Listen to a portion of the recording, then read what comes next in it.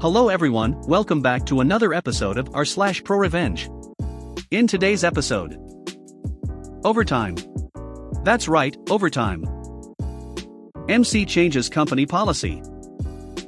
Change my schedule? Okay, whatever you say, boss. Before we get started, make sure to subscribe so you will never miss a video. So let's get started. Overtime. That's right, overtime. Here's another tale that's not mine, but I love asking people about their best malicious compliance stories, and this is one my cousin told me. He worked at an injection molding company as a machine operator, and one of his colleagues was named Danny. He was a runner. He would show up early and start up the machines before day shift arrived. He would make sure that each machine had enough raw materials and boxes for the completed products, that sort of thing. He would pull the full skids of completed product and take them to the warehouse and wrap the skids for shipments. He'd load the trucks and accept the deliveries of raw materials. He knew everyone on the factory floor and was pretty much a pivot man for the operation. Let's call the company Canco, since it was located in Ontario, Canada. They got bought out by an American company, Amco, and Amco sent up a new guy to be facility manager. Before they got bought out in 2019, Canco was struggling. Danny was an arrive early/stay late kind of guy, so he offered to bank his overtime and Canco accepted. He got it in writing. At the end of 2019, he asked to be paid out for his accumulated overtime, which was substantial. In January 2020, the facility manager called him into the office and offered him a $6,000 annual bump in pay and increased benefits if he accepted a salary position for 44 hours a week. Danny took it. As 2020 went on, Danny was working lots of hours and submitted an Excel sheet every week with the hours he'd actually worked. There was a column that showed hours in excess where he entered the hours in excess of 44 for the week. In the autumn of 2020, Danny approached the facility manager and asked if he wanted Danny to take his accumulated overtime as time off, or to be paid out. The Amco company handbook stated that all PTO needed to be used up by the end of the year, or it would be lost. The facility manager chuckled and replied, "Your salary. You don't get overtime. That's why I put you on salary." "That's not right, boss. I get overtime after 44 hours. "No, you don't. That's Amco company policy." "Yes, I do. That's Ontario labor law." Danny handed him a printout of the relevant page from the Ontario government website. The facility manager said he would look into it, but didn't. Danny pestered him, and finally, fed up, he fired off an email to the facility manager, the plant manager, Canco HR, and Amco HR as well. Eventually he got called into a meeting with the plant manager, the facility manager, and HR. You should understand that HR was a bit of a Karen. Nobody really liked her, but she was a blabbermouth. The company tried everything to get out of paying the overtime. Danny asked, "Do I have the authority to enter into contracts on behalf of the company?" "No." "Do I have the authority to assign work to my colleagues, or discipline them?" "No." "Then I am not a manager or a supervisor, and under Ontario labor law these are the only people exempt from overtime." "Oh, and see that total? You can multiply that by 1.5, so for every hour overtime I worked, you either pay me an hour and a half, or give me an hour and a half off with pay." After the meeting, the facility manager was furious. His little scheme to get free work out of Danny didn't play, and now he looked really bad in front of his boss.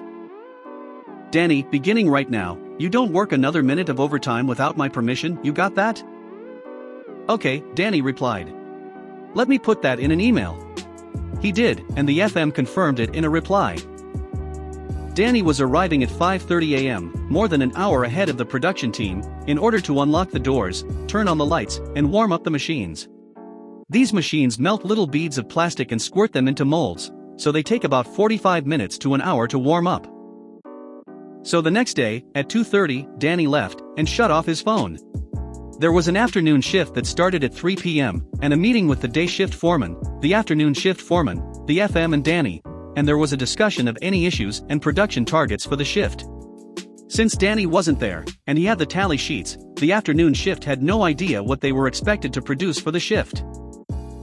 The next day, Danny came in early as usual, and when the FM arrived, he demanded to know why Danny didn't attend the meeting. Danny explained that his shift was over, and he went home since he wasn't allowed overtime. That's why he shut off his phone, too. He can't do company work on his off hours, that's overtime. The FM said that Danny's attendance at the meeting was mandatory, so Danny suggested that the only way for that to happen would be to adjust his working hours. The FM then changed his hours to 8 a.m. to 4:30 p.m., effective immediately, and put it in an email, at Danny's insistence. Later that day, there was a delivery that arrived at 3 p.m., and Danny wasn't there to unload it, so they had to turn it away and have them return in the morning. The next day, Danny arrives at 8 a.m., as instructed, only to be met by a furious day shift foreman. When the foreman arrived, the entire production staff was in the parking lot as the doors were locked. He opened up, let them in, and then had to wait around for almost an hour, producing nothing, as the heating coils on the machines came up to temperature. The FM arrived in the middle of this bullocking, and Danny simply pointed at him and said, "He changed my hours to an 8 a.m. start, didn't he tell you?" This turned the wrath onto the FM, who now had to take responsibility for a 12 to 15% drop in production for the day. There were also occasional Saturdays when the company fell behind, only Danny wouldn't be there to bring the machines raw materials, or take away finished product. That would turn into a clusterfuck too. So the FM gave in, and gave Danny blanket authorization to work any overtime required. The raise he got to bump his salary ended up boosting his pay by $2.75 per hour, but the only downside was that Danny couldn't bank it, it was paid out each check. The kicker? Remember Karen, the blabbermouth from HR? Somehow, and nobody knows exactly how, word got around the office that anyone who wasn't a manager was entitled to OT, and they all started submitting time sheets that included it. MC changes company policy. Several years ago the company decided to move over to a fingerprint and payroll number clock in and out system that linked directly to the payroll program, and to also pay by the minute. It's a good system, and for 99% of the company it works exactly as it's meant to, with minimal manual adjustments required by management of each site. Staff have a 4-minute window before and after their scheduled time to clock in and out, and if they do so in that 8-minute total window, then they are clocked in and out automatically on the payroll system. If they clock in or out outside that window, a manager has to manually check and authorize or reject the clock. To stop people clocking in an hour early and not working, or popping out to shop then clocking out an hour late to game the system. All good, great system, and it massively cuts down checking and finalizing the hours each day, and as a manager I love it. The problem, 99% of the estate are normal pubs with normal hours, i.e. open late morning, close late night. When the company set up the system, they decided to have the workday start at 4:01 a.m. and finish at 4 a.m. the next day for some reason. They also imposed compliance figure limits on manual adjustments as part of our audits, to stop managers from trying to con staff out of hours and get their wage bills down. Again, all good for 99% of the estate. Unfortunately, our pub is the 1% of the estate. It's in a busy international airport, so we open at 3 a.m. So on a Monday morning all my staff clocking in before 4 a.m., even if it's clocking in at 3:58 a.m. for a 4 a.m. start, are according to the clock machine working on a Sunday. With it being a weekly payroll run for most of them, we need to close down the week's payroll sheet before 6 a.m. on a Monday, but those staff who clock in before 4 a.m. are still working, and are on clock, so it is impossible to close the timesheet since it didn't know what time they finished, obviously, as they are still working. We quickly worked out a workaround so we could close our timesheets, since without it being closed none of the entire estate could be paid if there is an open timesheet anywhere. Basically, we manually adjusted start and finish times to make the pre-4 a.m. start times to be 4:01 a.m. for everyone, and then we'd manually add the adjusted time on their clock out time. I.e. work at 2 a.m. to 9 a.m., we'd put in they worked from 4:01 a.m. to 11:01 a.m. so their hours were on the Monday, and we can close the timesheet. Remember the bit about compliance figures? These manual adjustments took us way over those limits, and for the first few months of betting and throughout the estate they weren't enforced. However, we would get weekly emails about breaching them, and to get our act together, we gave up trying to get an official answer for what we should do, and just trundled along with our workaround. When audit finally decided to enforce the limits, I tried one last time in vain to explain our issues, but no joy, and we were told if we don't meet the targets we would fail our next audit, and lose a chunk of bonus. Cue the MC. That Monday morning I followed audit's instructions exactly, no manual adjustments at all unless someone had clocked in before their shift start and sat around, so come 6 a.m. our timesheet for the last week was still open. 6:15 a.m. the phone starts ringing as payroll can't pay anybody. We were hammered busy so I didn't answer, as per company policy. By 7 a.m. my AM was phoning my personal phone. That I did answer and went through exactly why I couldn't close the timesheet. I had him email me explicit instructions that I was to close the timesheet using our workaround and that he would make sure audit did not penalize us. CYA the golden rule. 10 minutes later timesheet closed and all good. 9 a.m. that morning I ended up in a conference call that included head of audit, head of payroll and head of IT and finally got an answer as to what we should do. It wasn't quite our workaround and I personally don't think it works quite as well, but it at least means audit can't screw us out of bonus for failing to comply. Laughing face. Change my schedule? Okay, whatever you say, boss. A few years ago I was working for a small company that had 2 office locations, Office A and Office B. Each office had its own office manager, let's pretend their names are Susan and Ashley respectively. Ashley was a new manager and Susan has been there for over 10 years. They're both terrible, but at least Susan was competent at her job. For some reason Ashley did not like me. I think it was because I was the youngest, and she had to prove something as a new manager, and I was the easy target. Her management style was horrible. She never helped out, and would always micromanage us. She walked around the small office announcing she was the boss every 5 minutes without doing any work. The staff and I like to say, "Whatever you say, boss," behind her back when she tells us to do something. So my schedule rotates between the 2 offices.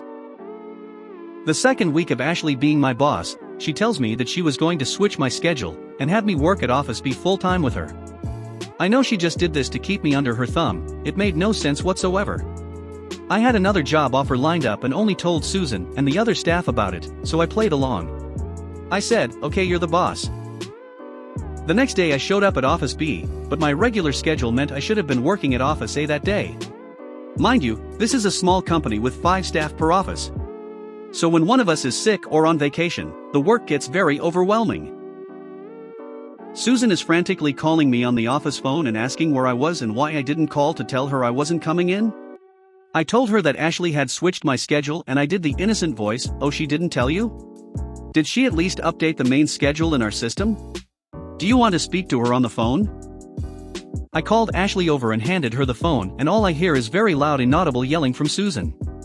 Susan does not like Ashley. There was a power struggle and Susan wanted to manage both offices. I couldn't stop smiling from their conversation. All Ashley said on the phone was, "Yes, okay, I understand, yes." When she hangs up I asked Ashley slyly, "Oh, you didn't inform Susan of my schedule change? Next time you should have these changes approved by our boss and you do know where the main schedule is, right?" She just walked away. I was having a field day. An hour later, Susan called again to ask if I would be willing to drive over to Office B. I said I would, but since I'm on company's time now, the owner would have to compensate my time commuting and gas mileage. I know the owner was a total cheapskate so he would never agree to it. Susan asked to speak to Ashley again and the second phone call was even funnier. I'm not sure what happened afterwards because I left the office for my new job 2 weeks later. Maybe this was rude of me, but I had an offer before Ashley was hired. So only the owner, Susan, and staff knew I was leaving. On my last day the owner asked Ashley if she interviewed anyone yet to replace me. The look on her face was priceless. She had no idea. If you made it to the end of the video, thanks for watching. Don't forget to like, subscribe and share, and we will see you in the next video.